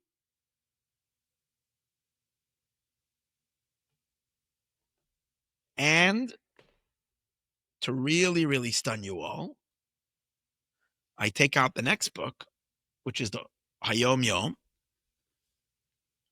which is the Rebbe's first book that he published. And in the opening of the Hayom Yom is short little Hasidic teachings that Hasidim read. It's basically a Hasidic calendar. Every day of the year, you have a short little inspiration teaching that's supposed to be with you the whole day. Now, how did this book produced? In 1943, I think, the Rebbe's father-in-law, the previous Rebbe, Rebbe Yosef Yitzchak, commissioned his son-in-law, his future Rebbe, to make this book. And what the Rebbe did was he took from his father-in-law's talks and took little snippets and entered each one for a different day. And I'm sure there is the deepest secrets of existence that are in those teachings of why this teaching is this day and why whatever. That's my hunch. And this is the first work of the Rebbe. He wrote, man, since then the Rebbe's books are like so many, but this is his first work. Now, in the Hayom Yom, there is a introduction. The introduction is a biography of the Chabad Rebbes. In 1943, when the book was published the first time, the biography went from the first 6 Rebbes and it ended there. Because at that time, there were only 6 Chabad Rebbes. In 1982, they were giving out a new edition. The book was being republished. And Rabbi Weisberg relates that the man in charge of putting it out was Rabbi Michal Zelikson. And Rabbi Weisberg says that I worked with him. So he's got inside story on it, inside information on it. And he relates that Rabbi Zelikson, that was adding in, I'm not sure it was the first time, maybe it was the first time, that they were adding into this publication of the Hayom Yom a biography on the Rebbe. Because by now, the Rebbe is already Rebbe for 30 years. So now you can write a lot about the Rebbe. So again, it started with the biography of the Alter Rebbe, and the first 6 were already written in, but now the Rebbe's turn. They added in the Rebbe. But they had the Rebbe added in until 1982. And in every year, they would, just like with the Alter, the Rebbe would, in the first 6 Rebbes, the Rebbe would say, this year, this happened. This year, this happened. Major event. The Rebbe moved from this town to this town. The Rebbe then opened up the yeshiva Tomchei Temimim. The Rebbe did this. The Rebbe was arrested. You know, all the various different accomplishments and things that were done. The first Hasidic book was printed. Torah, whatever was happening. So in the Rebbe as well, the Rebbe is the longest biography. Like, goes on and on and on. So in 1982, so Rabbi Zelikson handed it into Rebbe, and the Rebbe gave him footnotes, editing his own biography of himself. And he told him, you omitted something in 1982. What did you omit? He said, number one, because he writes about the Sefer Torahs, but that the Rebbe was then encouraging to write global Torahs. But the Rebbe said, you should add in that it was done, that the Rebbe says, that he says, referring to himself, that he is publicizing that the mitzvah of writing these Torahs are connected to the end of the exile. Because the exile is now ending, we're doing the mitzvah, and that it says in certain books that writing a Torah is the last mitzvah. It's the last mitzvah of the 613. Therefore, it's related to the last moments of, it's the end of exile. That's when you do this mitzvah. In other words, this mitzvah becomes applicable at the end of exile, so it's written in books. That's the first thing the Rebbe told him to add. The second thing the Rebbe said to add, he publicizes, referring to himself, that 1982 is the Keitz that is mentioned, the ultimate Keitz, the end time is 1982. Again, let's hear that again. The Rebbe goes and puts into his own bayan, well, he doesn't want to admit that. That's very important to him. That it should say about his accomplishments that in 1982, the Rebbe declared that in some Sfarim it says that 1982 is the case, is the year of the final end of exile. Now Zelickson was surprised. And the Rebbe continues, wait, and go outside and see what people are saying. When you ask people, what is this? The Rebbe adds, go outside and see. It's a phrase in the Talmud. Go check, go ask, go do a survey in the street, and you'll see that people say that Tof Shin Mem Beis stands for Tiyeshnas Bias Mashiach. So the Rebbe wanted that phrase inside the Mem Beis accomplishments of Tof Shin Mem Beis. He puts that in, that the Rebbe said that it says in books that Tof Shin Mem Beis is the end time. First of all, you're not allowed to reveal the end time. It's actually a prohibition. Why are we saying it now? Because it has arrived.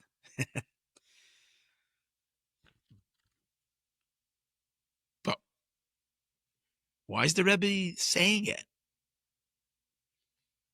But Zelickson had a problem.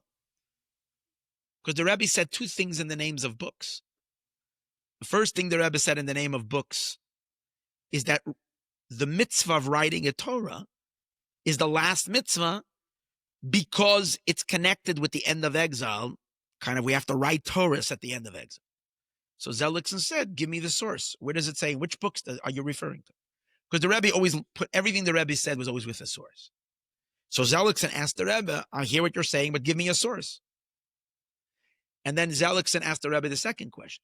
It says in books that 1982, Tof Shin Mem Beis is the Keitz. Which books are you referring to? And the Rebbe answered in a note. The first thing says in the book Ben Ish Chai. And the second thing about Tof Shin Mem Beis is in the Chasam Sofer, Ala Torah. Ben Ish Chai was a great Sephardic rabbi, a great halachic authority from Baghdad, and Rabbi Yosef Chaim Azulai. And here's a picture of him. And he was also a master Kabbalist. Okay, this is his book. And the Chasam Sofer was even before him in the early 19th century. I think he passed away in 1834. Was the great Hungarian rabbi, not really Hungary, Oberland, whatever, from Pressburg, Ramosha Sofer, who was basically one of the greatest rabbis of Eastern Europe in the 18th century. And not just for the 18th century, he's like huge, the Chasam Sofer. So the Rebbe says in the book of Chasam Sofer, in this parsha, you'll see he says Tof Shin Mem Beis. So Zelickson and Rabbi Weisberg, I don't know if he was part of it, went to look up the sources.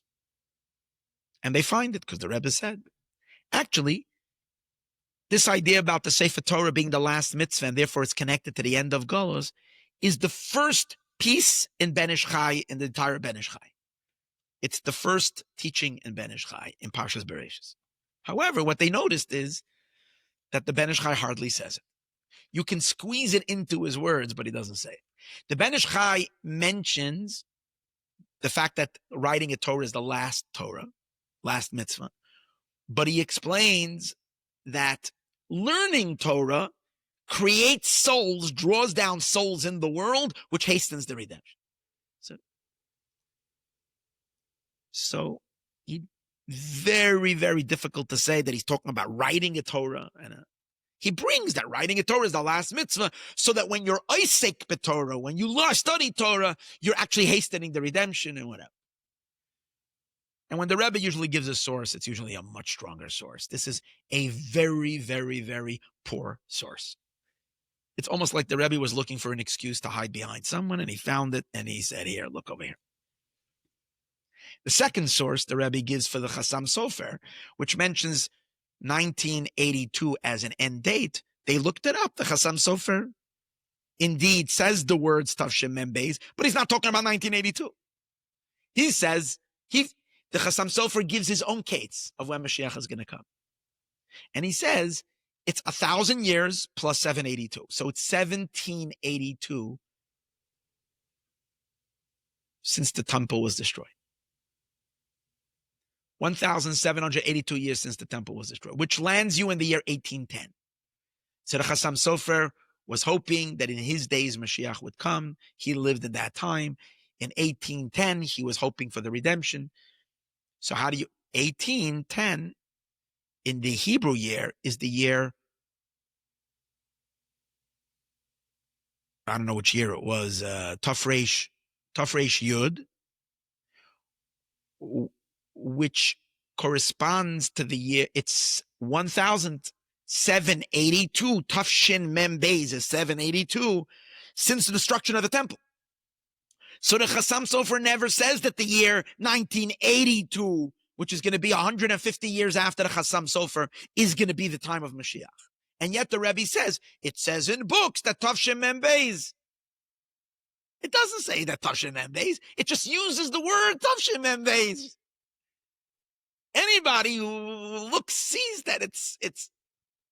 Now the Rebbe, we know, never, ever, ever gives poor sources. He's usually bringing strong sources. Why is he giving? It became clear to these rabbis, or at least to Rabbi Weisberg, I don't know about Rabbi Michal Zelikson, but this is what he shares on his. A lot of my class is what he says, most of it. But I'm excited about it, and I'm sharing it to the audience that maybe didn't listen or forgot what he said, or maybe don't listen. I know a lot of people listen to me, listen to him too. So, but it's okay if I'm repeating the reasons. It's a good refresher. But I'm sharing it because he shared it 5 years ago, and usually YouTube's of videos you do 5 years ago, they're forgotten now, and people are on to new stuff. I think, and 5 years ago I didn't want to hear of it, but now it's exciting to me. So listen to this. This is crazy. He comes to the conclusion that the Rebbe was seeking to hide behind others for all these statements. The Rebbe did not know this from a Chassam Sofer. The Rebbe did not choose to do this from the Ben Ish Chai. The Rebbe was trying to camouflage what he knows. How does he know it? He knows it intrinsically because so he was revealed to him from heaven, that is the case. Or he knows it because he cracked the code, what it says in the book of Daniel. Just he cracked it 30 years before Weisberg. And the Rebbe writes, when he says, it says some Sefarim, it says that this is the case. You know which Sefarim it might be? When he tells Zelikson to write that it says in books that the year 19... Now, again, the Rebbe didn't just tell him to write it. The Rebbe told him to add it into his own biography. That means this is one of the monumental accomplishments of the Lubavitcher Rebbe, that he reveals a Keitz of 1982, which didn't happen. No, never happened. 1982, Mashiach didn't come. Wouldn't the Rebbe then later tell him next year, take it out? No, he still has control. He didn't say to take it out. The Rebbe wasn't guessing. The Rebbe knew absolutely certain 1982 was the year. 1982 was the 1290, the first emergence of Moshiach.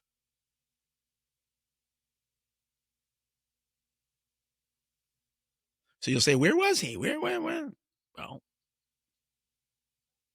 you have to just in 1982 look around the world and figure out who is talking about Mashiach, who is driving the world insane about Mashiach, who has reached the entire world and explodes in Judaism and touching all the Jews and influencing, and is the only one who's got his literally his finger on the pulse of everything in Israel, of everything in the entire, whatever is all one person.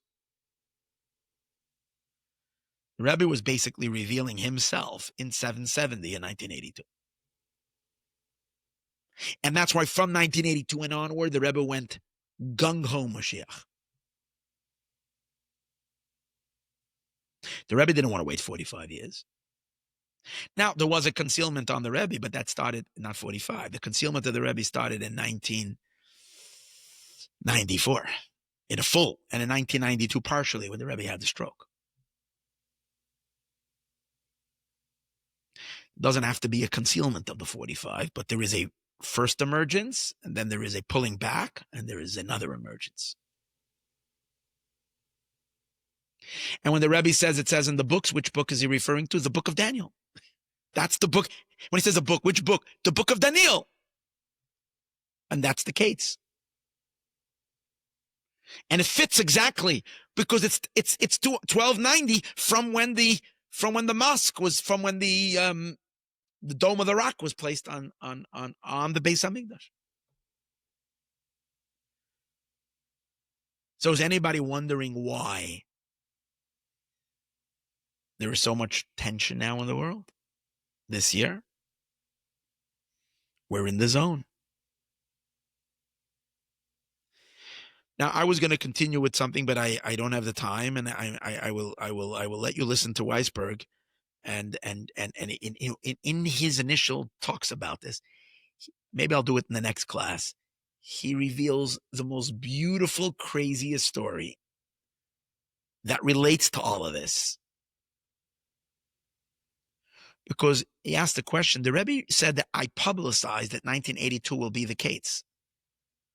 But the only place the Rebbe publicized it is by telling Zelickson to put it in his book. The Rebbe never said that 1982 is the year of the Keitz. In all of his talks that he gave that year, he just told Zelickson. Why didn't Zelickson put it in to begin with? Because the Rebbe never said it in the talks. The only thing is, he referred to the year as Shnas Bias Mashiach. Good, that can be a blessing. It's not like you're declaring that that's the Keitz, that's the end time. The Rebbe didn't get up on a mega microphone and say, hey, guys, it says in the book of Daniel, 1290. 1290 is from the Dome of the Rock. Now is the year. Not only, the only thing the Rebbe ever did to reveal that was,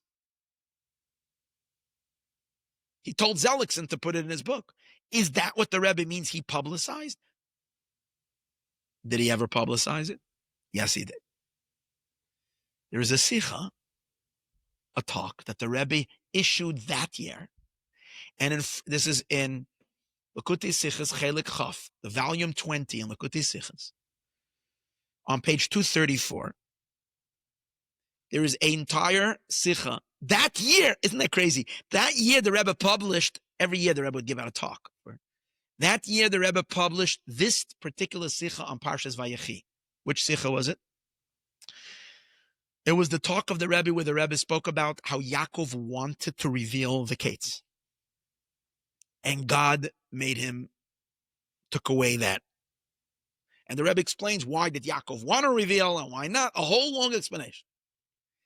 So in footnote 50, the Rebbe brings that there are other great tzaddikim who revealed the Keitz, like the Alter Rebbe, who revealed a certain Keitz, and this one and that one. And then the Rebbe brings these words, Heherani chacham echad, one wise man told me, shebesefer Dvar Nitzav, that in the book Dvar Nitzav, laharav Naftali Tzvi Brach Mekasho, from Reb Naftali Tzvi Brach of Kasho. Parshas Toldos Ubahar, in the two Parshios, Toldos and Bahar, Mechashiv HaKeitz, he actually makes the Keitz L'shnas Tof Shin Mem Beis. Ooh, the Rebbe found himself an actual book who says Mem Beis is going to be the redemption. And which book is this? A book from Rebbe Naftali Tzvi Brach. Who is Rebbe Naftali Tzvi Brach? My wife's cousin, if you want to know.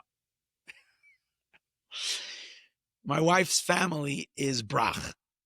Now, this Brach, there was a great tzaddik and rabbi, a Hungarian rabbi called Reb Shol Brach. He's my wife's great-grandfather. Not great-grandfather, great-great-uncle. He was a famous rabbi. He had a son who was a rabbi in Magendorf. And his name was Reb Naftali Tzvi. He was murdered by the Nazis during the war.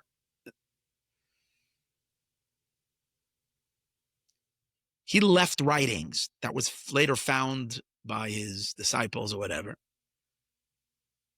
They published the book, in a book, the Varnitzov, that not too many people heard about. It's not a very famous book, and it's not a very famous rabbi. It's a very obscure book by a pretty quiet rabbi. It's like there are people that are very famous. He was not. He's a quiet rabbi. He was killed in the war. The Rebbe somehow finds his book, we'll see in a moment, and says that in his book it says 1982 is the case. And by the way, if you look in the book, he doesn't come to it from Daniel. He has his own calculation, how he comes to that year.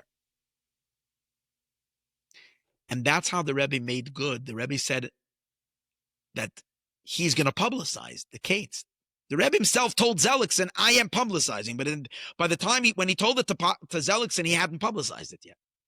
So the Rebbe had to fulfill his word. He said, I'm going to publish. Where did he publicize it? In his book, Elikuti Sichas. This book is to be found across the globe, because Chabad is everywhere, and every Lubavitcher has a set of Likuti Sichas. And a lot of non-Chabadniks also. So by the Rebbe putting it into his book, that it says that Tof Shin Mem Beis is the Shnas of the Keitz, the Rebbe made the biggest publicity for it, a big publicity. So the Rebbe did keep his word that he's going to publicize. But yet he publicized it in such a quiet way. And again, he's hiding behind everybody else. He's blaming it on Rabbi Naftali Tzvi Brach. He hides behind the Chassam Sofer where it doesn't even say in the Chassam Sofer. He barely, it says the words Tof Shin Mem Beis, but it doesn't mean that. Why? The answer is very simple. There's a prohibition to reveal the Keitz. The Rebbe doesn't want to do it. The Rebbe doesn't want to stick his head out. You're not allowed to do it. So the sages say you're not allowed to do it. The Rebbe can't do it. So he's hiding behind everybody else that they did it. They revealed. He's not going to do it. Now,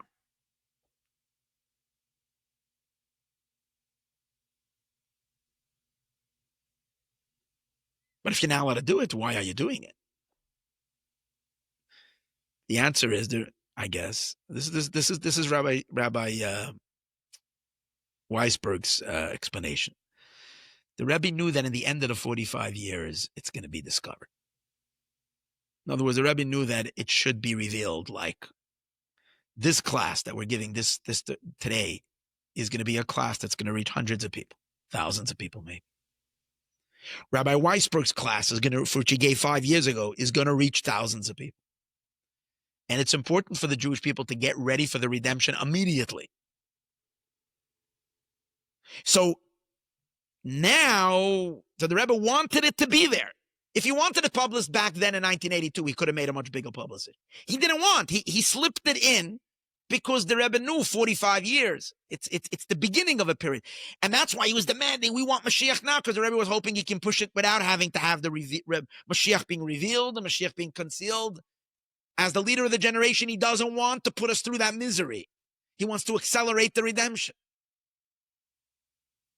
But he also, if God forbid it gets dark, he wants us to know what's going on. If Mamdani wins the election, he wants us to take a chill pill and know, guys, it's good.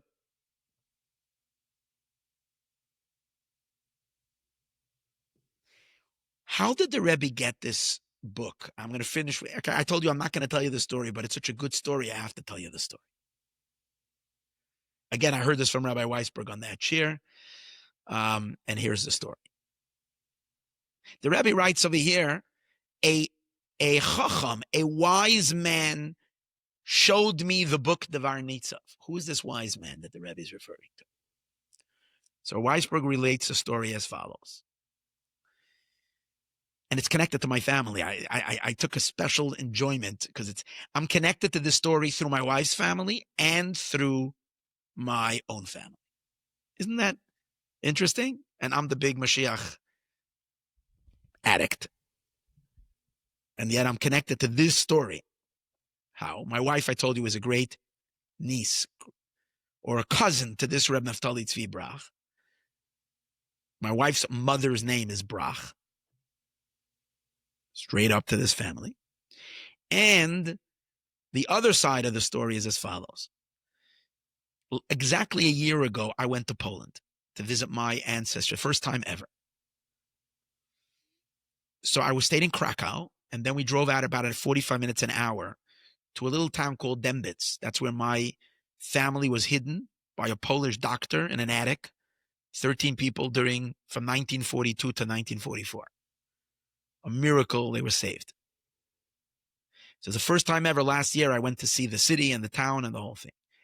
The big city next to Dembitz, and that's where I saw signs the whole time, is called Raisha, or they have some other Raisha, and how they pronounce it in Polish, I'm not sure. Rizzo, it's an airport there. It's a pretty decent big city. In the city of Raisha in 1922, there was a Rebbe. His name was Rebbe Chana Halberstam.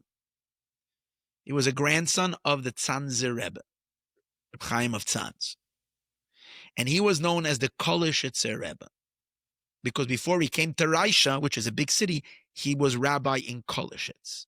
So the name Kolishitz stuck to him. My grandparents were Kolishitzer Chasidim. So now here's the connection. My grandparents were Chasidim of this Rebbe of Kolishitz. We were Stechina Chasidim. That's all these Rebbes all lived in that same area, in Galicia. So my great-grandfather traveled to Kolishitz. Very holy, big tzaddik. So listen to this crazy story. Reb Chana of Kolishitz there was a young man living in Raisha at that time. His name was Reb Chaim Yeshia. What's his last name? Give me a second.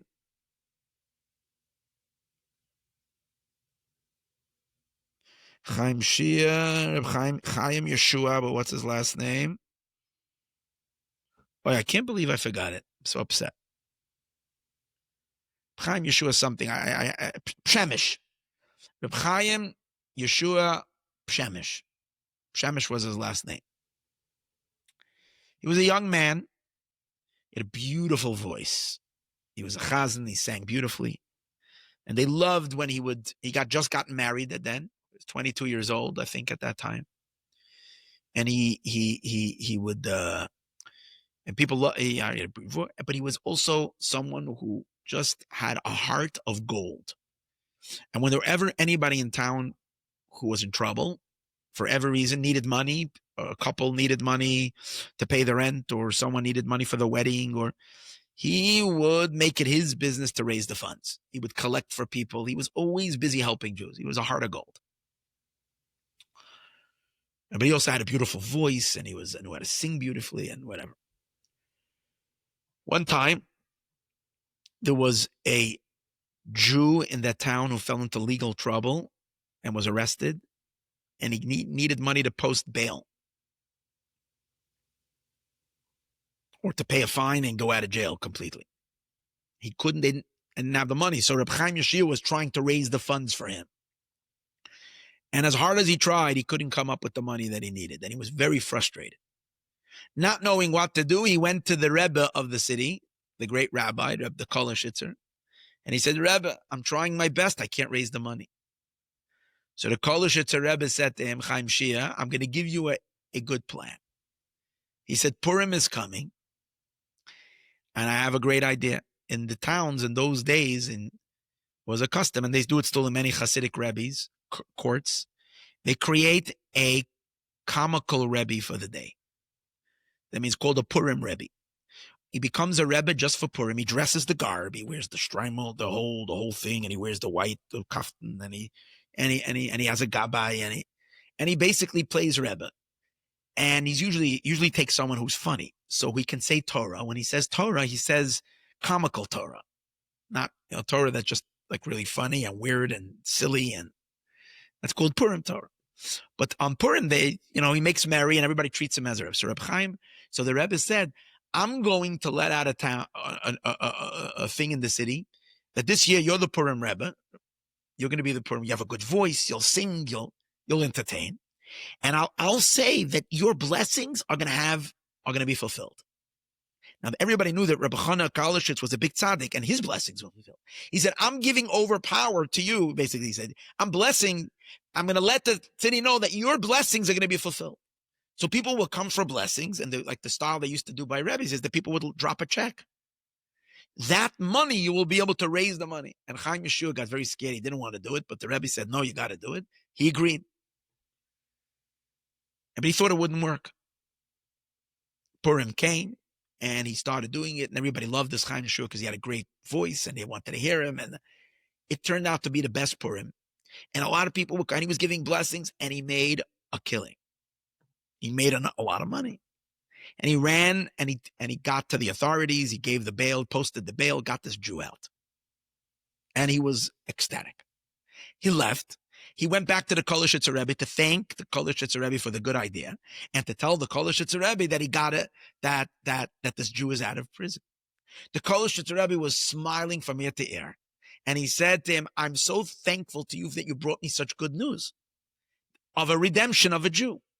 I give you a bracha that you should have, listen to this gives me chills, that you should have the schus to reveal to the Jewish people the news of the Geula, of the redemption.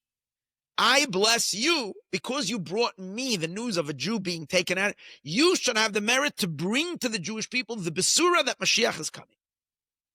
Besuras HaKeitz, or the Geula. Chaim Yeshua went through the Holocaust and he was saved. Managed to survive. He moved to America and he settled in New Square, next to Monsey in upstate New York. There's a Hasidic group called Square, and this is a New Square. And he moved to New Square. And in New Square, he set up a family. He had, I think, 4 or 5 daughters and 1 son. His son's name was Yisroel Mendel. Now, this Reb Chaim Yeshua lived a nice long life, and he passed away, and he didn't reveal the time of the Mashiach. But his son did. This Yisroel Mendel lived in Crown Heights. Maybe he was a Lubavitcher. I'm not sure. If he's living in Crown Heights in the 1980s, I would imagine that it was. But that time weren't many other. Maybe not. Some others that lived in Crown Heights by then. Maybe not. I'm not sure. But this Yisroel Mendel, his father was a Skvera Chassid. First a Kolashitzer, and then he ended up in Square.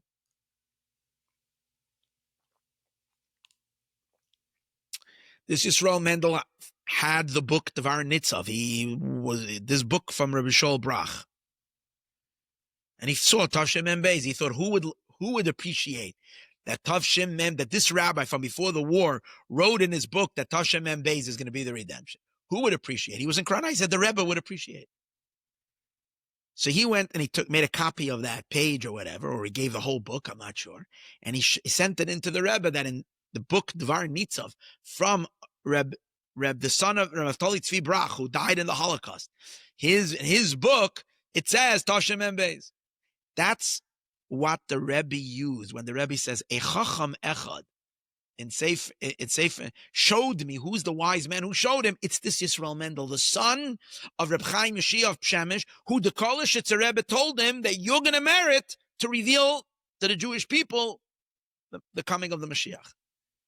Now, he actually did. Because by telling the Rebbe this, that's how the Rebbe used to publicize that Tof Shin Mem Beis is the case. So you're going to say, well, Tof Shin Mem Beis passed and it didn't come. No, it did come. That's the Shnaz Bias Mashiach.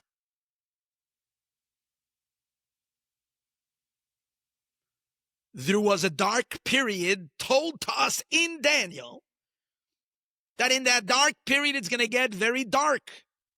And it's going to be trouble to the Jewish people. And whoever is going to be saved are those that are written in the book. And the Rebbe goes and starts making everybody crazy to be written in that book, which is the book of the Torah, to unify the Jewish people. And no one catches on to what's going on under their noses. The Rebbe once said these words. The Rebbe said, you are standing, the Rebbe once said by the Farbrengen to the Chassidim, you are standing and you're gazing at the biggest treasure of all of history. Literally, you're looking at the biggest treasure of all of history, and you're totally not realizing what's going on. You know why? Because you're so busy looking this way and that way and that way and that way, and you're not catching on what you're looking at. What was the Rebbe referring to? The Rebbe was referring to himself. Hello, the Rebbe was saying, do you guys even begin to understand what's going on here? He was trying to wake them up.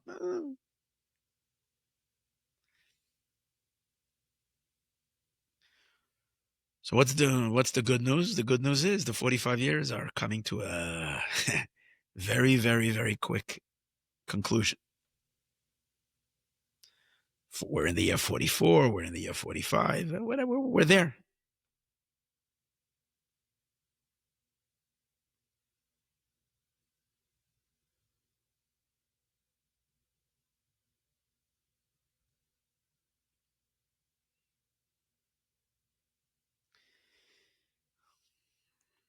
So what do? We get ready. It's time to do extra mitzvahs. It's time to learn a lot of Torah. It's time to be besimcha. It's time to be a proud Jew. Because what we are going to witness, no other generation, no other people, no one has ever seen. We are in the hot zone. It's ground zero now. And I believe that last night's election, really, really, really sealed the deal. And as I said earlier, the stadium is packed. Everybody's looking at the ring, and one of the fighters went in already thinking he's the unbeatable. Moshiach is upon us. But you know what? I'd be very, very happy if I'm wrong. And I'd be very, very happy if Mamdani becomes the sweetest and most beautiful mayor. And he brings all New Yorkers to Mashiach happily and joyfully. And he doesn't try to fight the Jewish people. I'd be very happy. That would be even a much beautiful miracle. That Mashiach has turned over the heart of even those who don't like us. But if, God forbid, whatever, over the next few months, it shouldn't happen. Mashiach don't have to wait the next few months. But let's stay focused on the big prize. And everything's going to be good. And Hashem will protect us. And a good thing to do, if you're not written in, get yourself written into one of those. And if you have a new grandchild, make sure your grandchild is written in. How's that? That's what we did in my family. Whenever any child was born, immediately we called up. You can look it in. It's called Unity Torah. You can find it online. Anybody listening to this class. If you're Jewish, this is written for the Jewish people. So if you're Jewish, your mother's Jewish, get yourself a letter. I think they charge $2 because, I think $1 for the thing, and then they have to send you a certificate, and it's a whole situation. Whatever, it's worth it. Make sure your children, make sure your grandchildren, newborn kids, everybody gets into a letter in the Torah. You want to be inscribed in that book. You also want to fasten your seatbelts because I believe things are going to get interesting now. Even more interesting than they've been. I only pray to God that we should all be safe and sound, and no one should be harmed, and everything should be beautiful. Amen, amen, and amen. Thank you.